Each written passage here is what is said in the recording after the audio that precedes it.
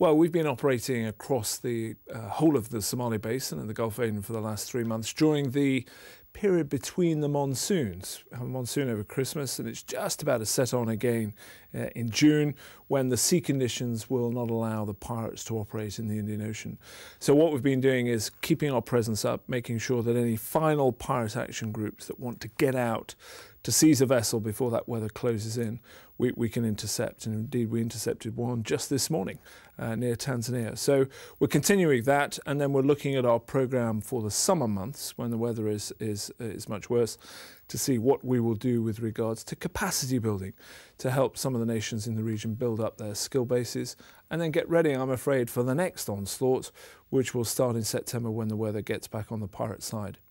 Well, it's been a really fun year. It's been a busy year, but I've had that since June of 2009. I think our main areas of progress have been in coordination between not just the European forces, but the NATO force who are there, coalition forces from Bahrain, to make sure that the three of us, and we're the only ones who operate regardless. We're not fussed about a flag or the nationality of the crew or the cargo or the flag state, how we can get best effect from our various ships. And I think in the Gulf of Aden, through which 30,000 ships transit a year, we've made a lot of progress. And the number of attacks, which were running at around 15 to 20 a month, have dropped down to 4 or 5 a month.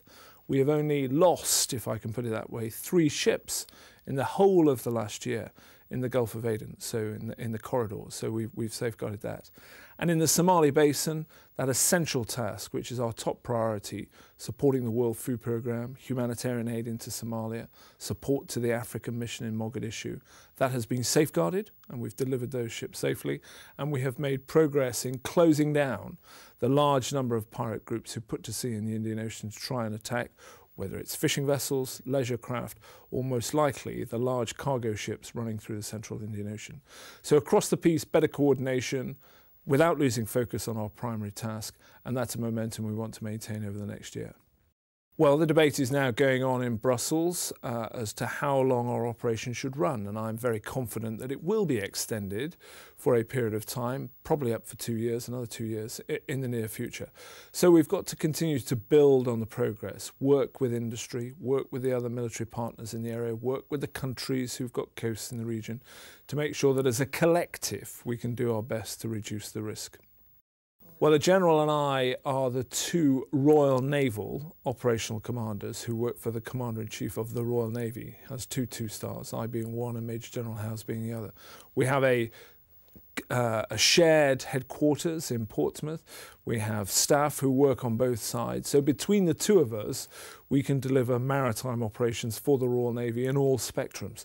So I've had my year. It's now Major General Howes' turn to have a year, and then we'll take it from there. Well, he will have his own strategy and his own ideas on how we can take this operation forward. I think the extension to the mandate, which is being debated, we want to look at our area of operations. Have we got the right shape? We want to look at what we can do with capacity building for a lot of those regional navies and coast guards. We want to look at what we can do to be more proactive in closing down some of the pirate groups. So he'll bring his own experience to those strands of the operation. I'm sure the momentum will be maintained over the next year. But at the bedrock of it, it's the men and women of the member states, the ships, the aircraft that they put at our disposal that's delivering the output. And during my year, I've been royally treated by hugely capable operators, great bits of kit, and on the back of that, we've been able to make some progress. So from that aspect, it's been great fun. And to come and deal with the EU, I've had a real buzz. It's been great fun. It's been great fun. So I'll probably be back next year. That's good. That's well, we'll alternate a year about from the fleet battle staff. So I've had it for a year. Buster House will do it. Doing it on the right. Do you think there'll be regional interest? Of course, you'll generate it. You'll fix it up. Well, we'll do that. But the key point is to recognise the contribution of all the member states. And so now we have 23 member states on the ground. Yeah. And yeah. That's really well.